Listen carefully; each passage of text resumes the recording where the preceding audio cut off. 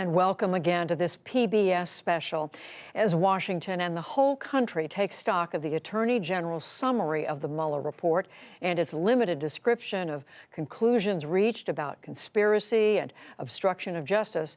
Many, especially Democrats, are demanding to see the entire report. With that in mind, I spoke earlier today with President Trump's personal attorney, former New York City Mayor Rudy Giuliani.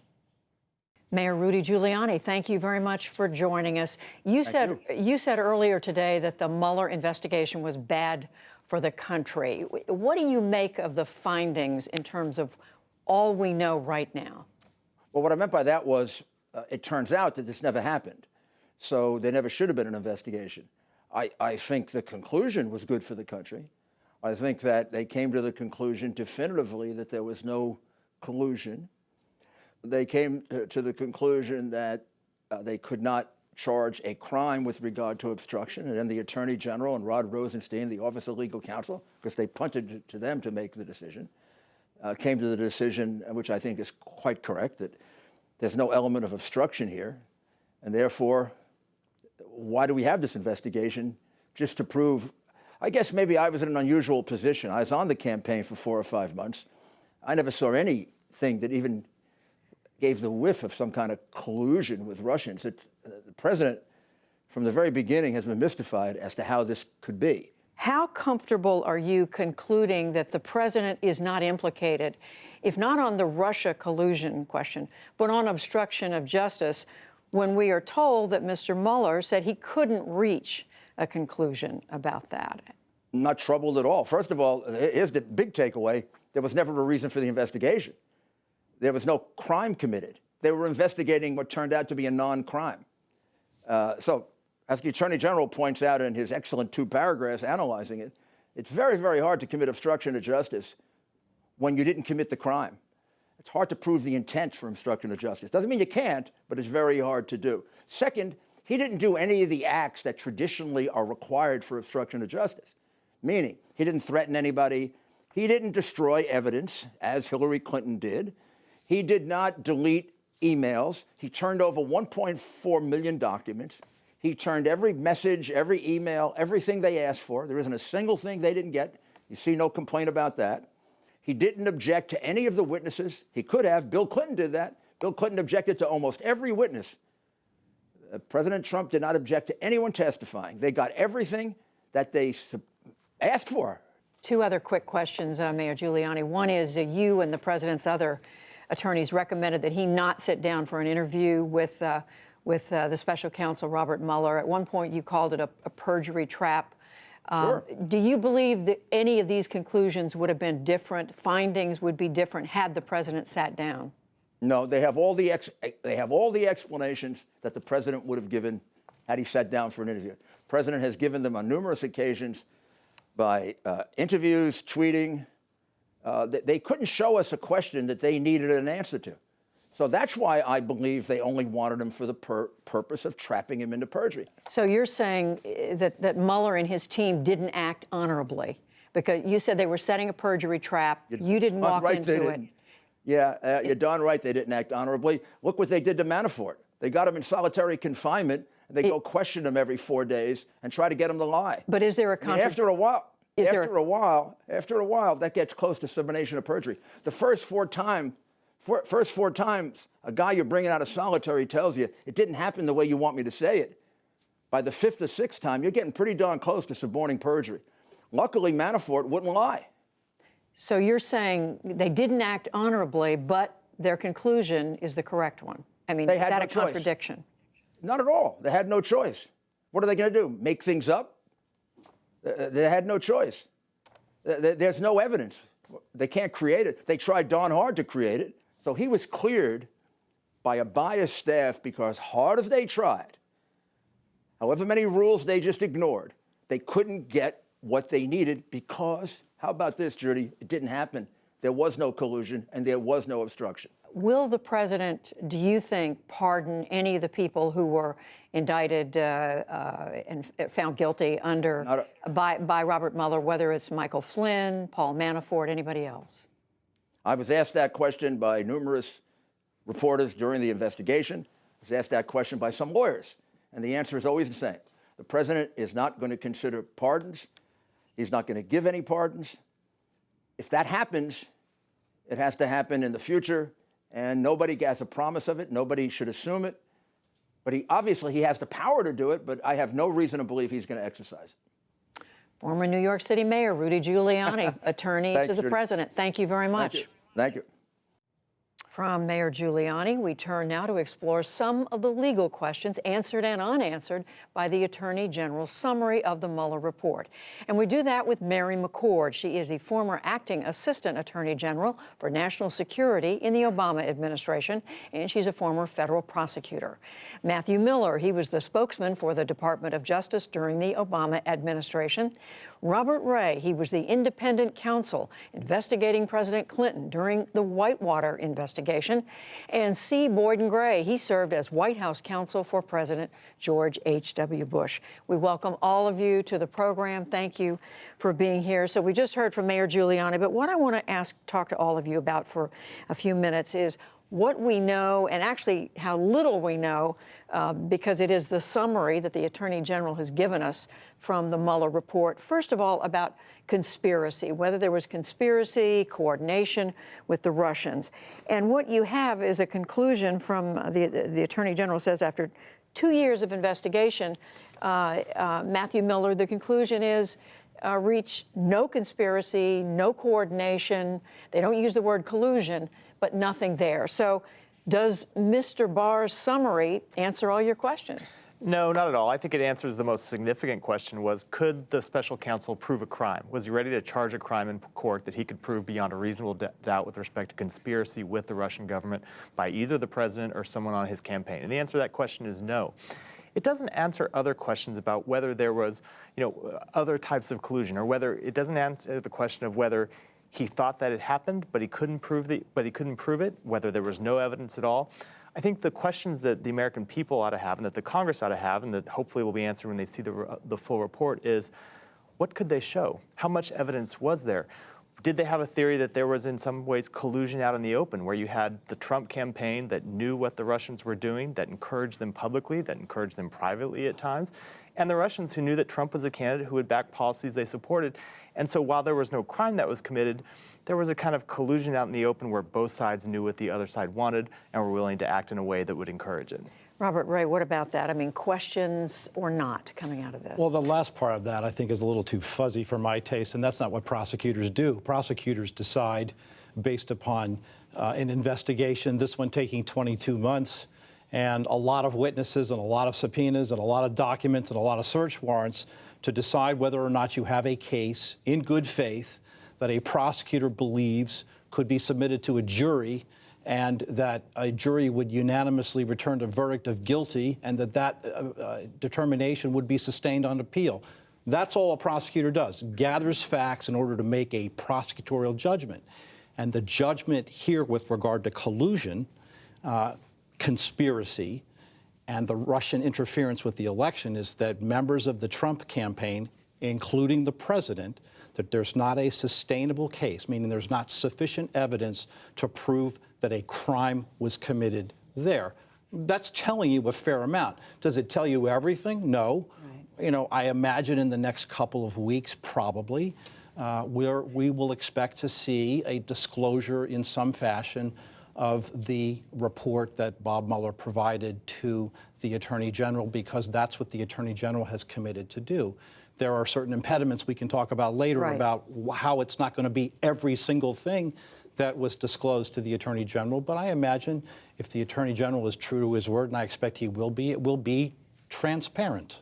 Mary McCord, what about this? I mean, as you look at this, how many questions are still in your mind, or does Mr. Barr's summary satisfy you?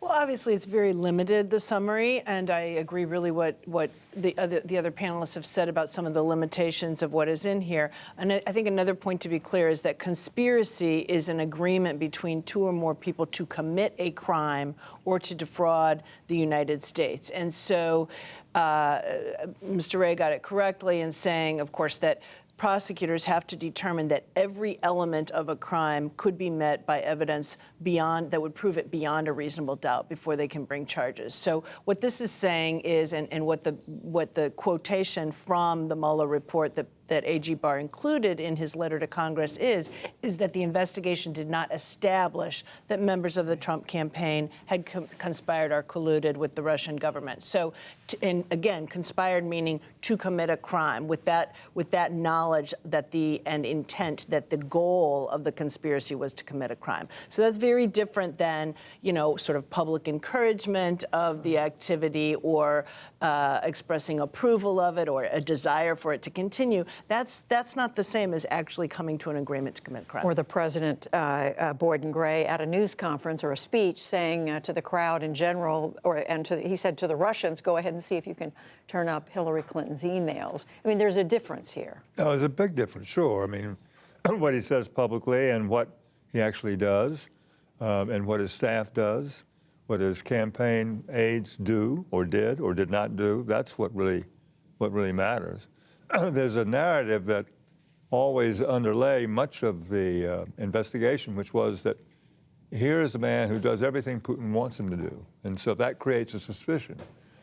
And what I find so difficult about that is that he has done very well the one thing that hurts the Russians most, that brought down the Soviet Union in the mid-'80s, which is press our energy policy to really endanger their core financial solidarity. So he was not doing Putin's bidding, and that's a false narrative from the very, very beginning. You're talking about policy moves that, Yes. that the president made. Well, there's a lot to talk about here. Again, we don't have the whole report. We have the summary from the Attorney General. But let's turn now to the other principal conclusion from the Mueller report, and this has to do with obstruction of justice. The Attorney General, William Barr, wrote that while the report did not conclude that the president committed that crime of obstruction, neither did it exonerate him.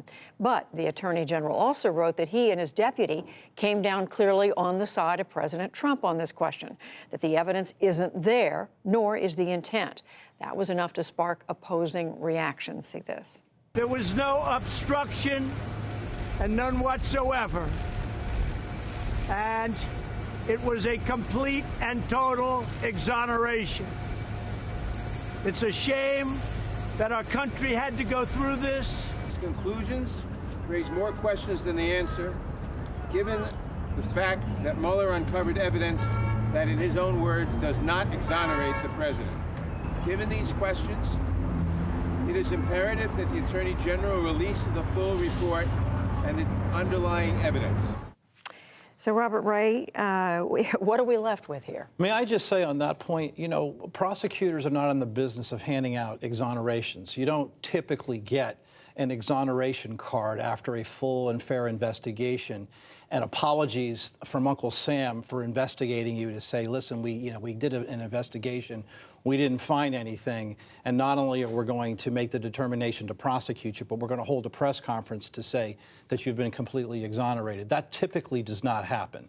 So, I mean, look, the president's entitled to say, based upon a prosecutorial determination by the Justice Department, whether it be Bob Mueller in connection with the collusion piece or Bill Barr with regard to the obstruction piece, that he's been vindicated because the department decided that there was insufficient evidence to proceed with a prosecution, right?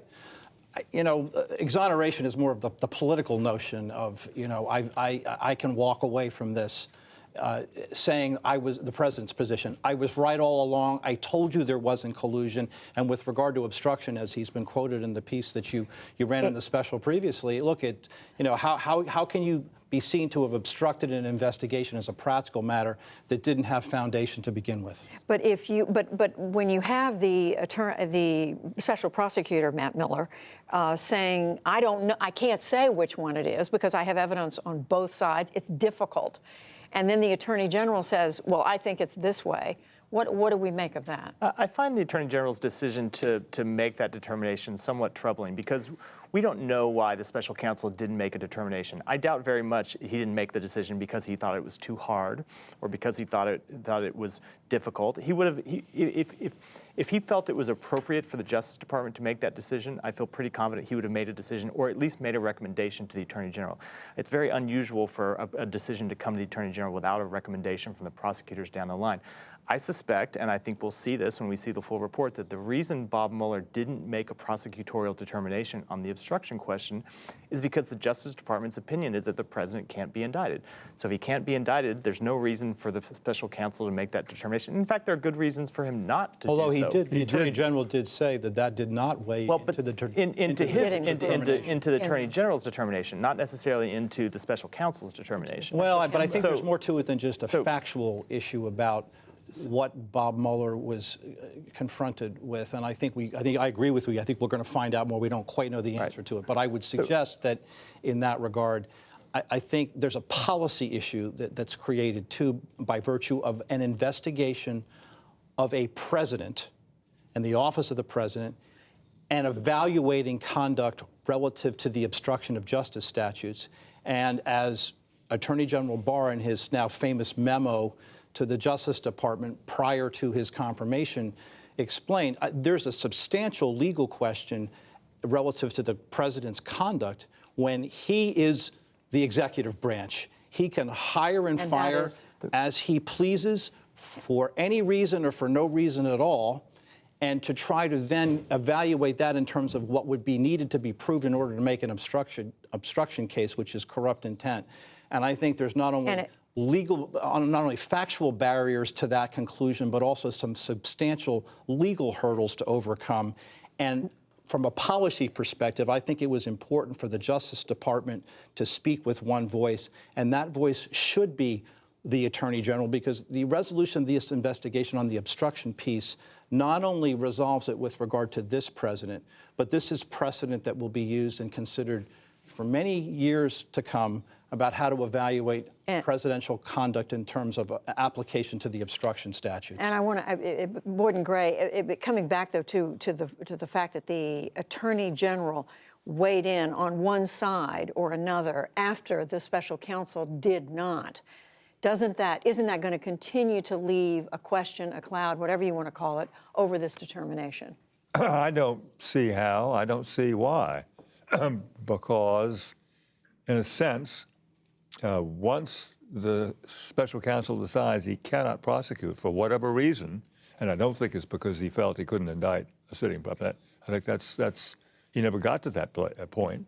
Once that happens, it's really over. I do agree that it's a very good thing that Rosenstein and the Attorney General, both the deputy and the Attorney General, both agreed on this outcome, because that means the top leadership of the department was backing up, in a sense, backing up Mueller's findings. But it is absolutely and definitely not the province of any prosecutor, any special counsel, to exonerate or convict anybody. Only a jury or a judge can convict. And there's no reason to even mention exoneration, because no prosecutor can exonerate. Mary McCord, how do you read this? Well, I'd also agree there's no reason to mention exoneration. That includes President Trump and his counsel shouldn't be mentioning exoneration. Clearly, what the special counsel said is this does not exonerate him. That's crystal clear. That's quoted by A.G. Barr in his letter to Congress.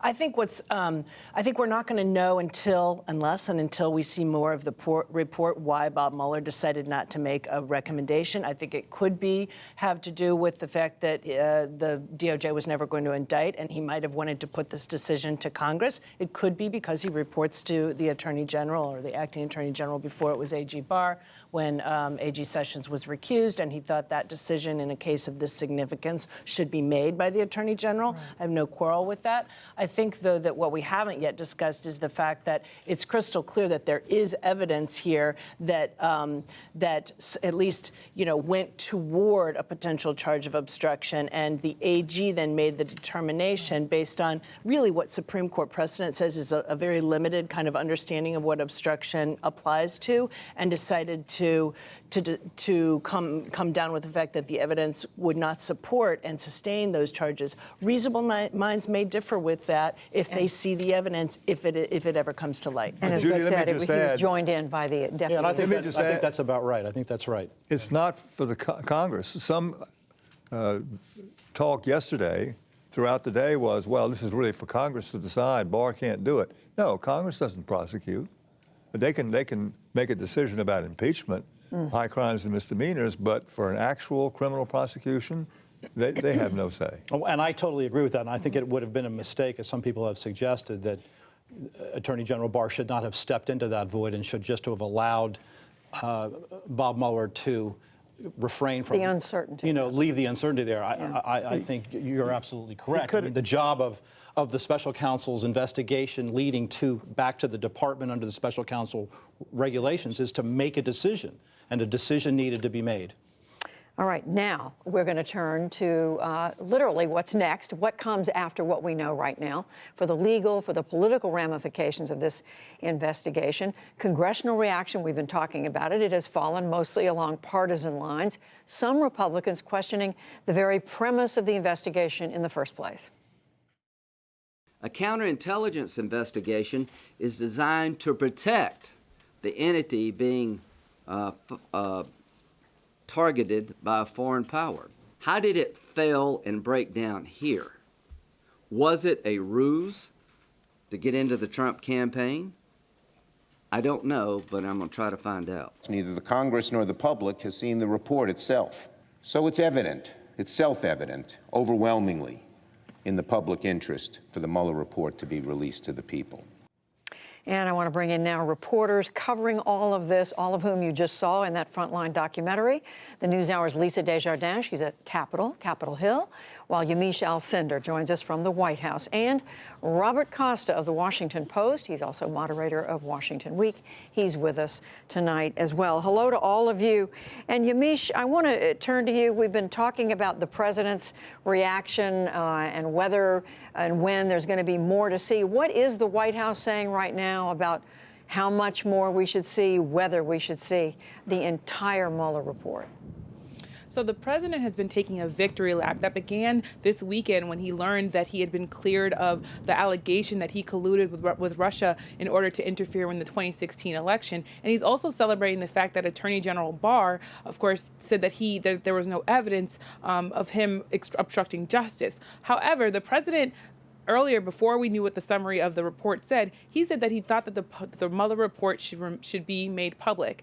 Now, the White House is somewhat walking that back. Sarah Sanders, the White House press secretary, said there might be executive privilege issues, and it might be in the best interest of the country and to protect the presidency if the report did not come out. So what we have is the White House both saying the president is cleared, but also saying the report, hold on a minute, we might not want that. And I want to remind people that there's a fever pitch to see this Mueller report on both from Republicans, but also from Democrats. And just as I was walking over here, there's a chant going on, a protest a couple feet away from me that said, "We the people demand the Mueller report." So there's fever pitch feelings here that the Mueller report should be made public, but no clear answers here.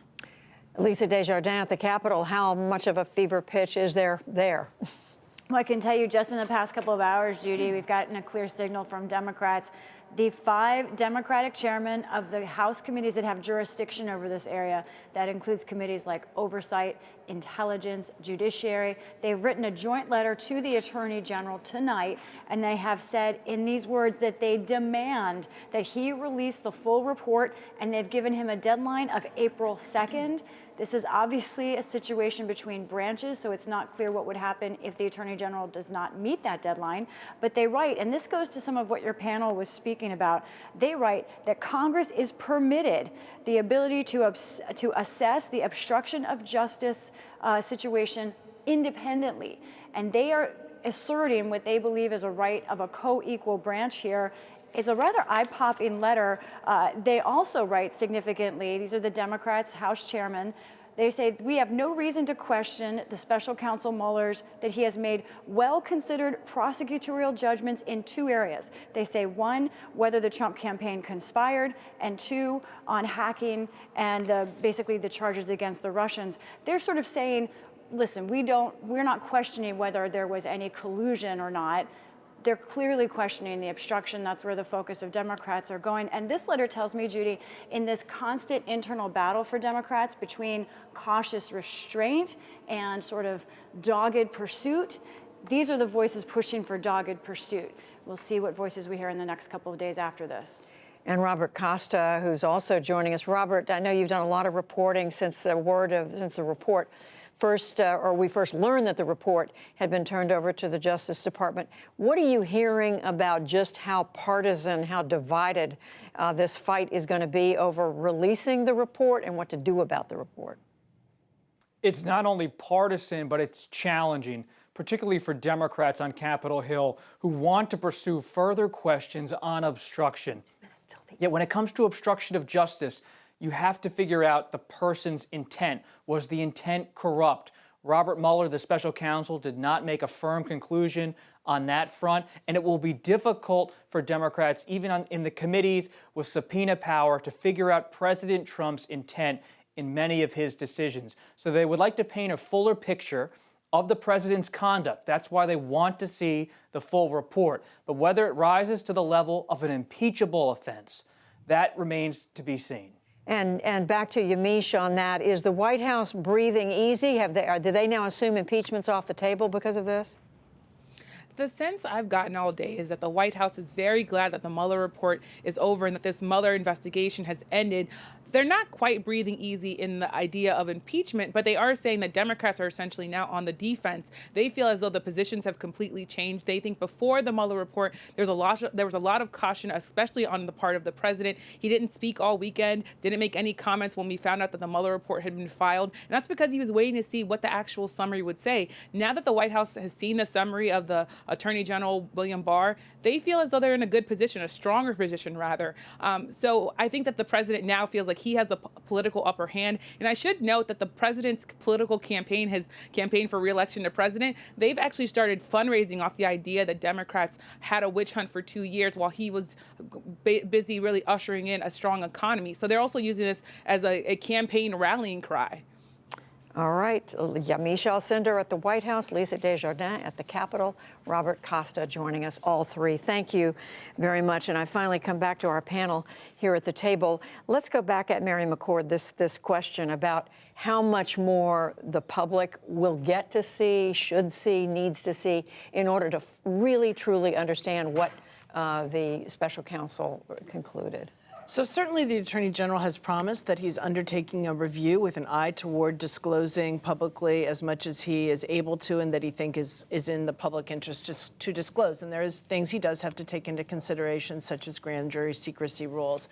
And those rules are there for a reason, because ordinarily after an investigation, particularly a criminal investigation, although this was not limited to a criminal investigation by the mandate of appointing the special counsel. But typically, if there's a decision to decline a prosecution, this all remains secret because a person shouldn't really be tainted with sort of any dirty laundry in there. I think it's a very when the decision was made that there wasn't sufficient evidence to charge a crime. I think we're in a very different situation where the sitting president of the United States is the person, among others, who were investigated. He is campaigning for re-election in this office of a public official that has public trust associated with it. And I think the voters are entitled to know sort of what is this delta between, no evidence and evidence, but not enough to prove beyond a reasonable doubt each and every element of the crime. Boyd and Gray, how much does the public need to see of this report? Well, I would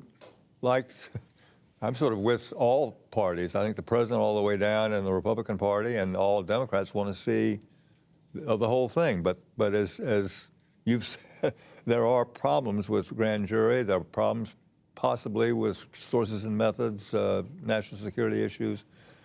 So there may be some redaction, but I think it all should come out. And I want to make it very, very clear that I agree with Senator Graham in his press conference today that if we're going to have full disclosure everything comes out, including the background of the FISA warrants, the background of Mueller's appointment, what happened with the Steele dossier, all of that must be equally disclosed as everything else is. But that's not part of the Mueller report, is it? I mean, that would be additional investigation, or is it? I would think it is part of the, should be part of the Mueller report. It's part, and maybe he didn't write much about it, but it certainly was part of the charge. And if it wasn't, let's find out why it wasn't. But we don't know what the charge was, and we need to know what the charge was, and we need to know about the warrants that he issued, that were issued under his name. Just quickly, Matt Miller, what about that point? Those questions about the dossier have never been substantiated, and in any event, they're under investigation by the Department of Justice Inspector General. That report will be public at some point.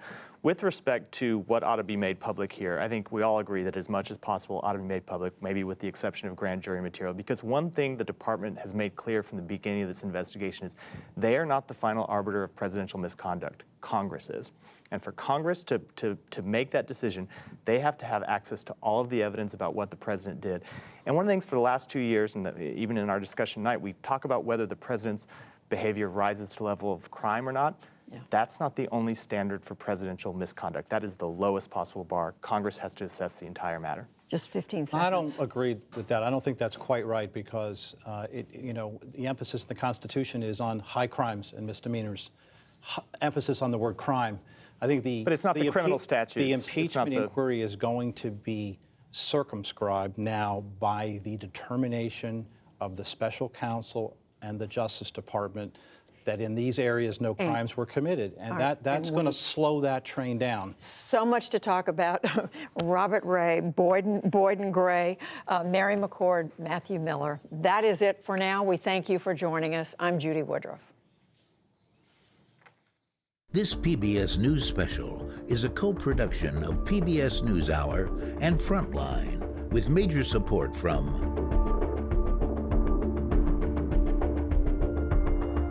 and the Corporation for Public Broadcasting, and from viewers like you. Thank you.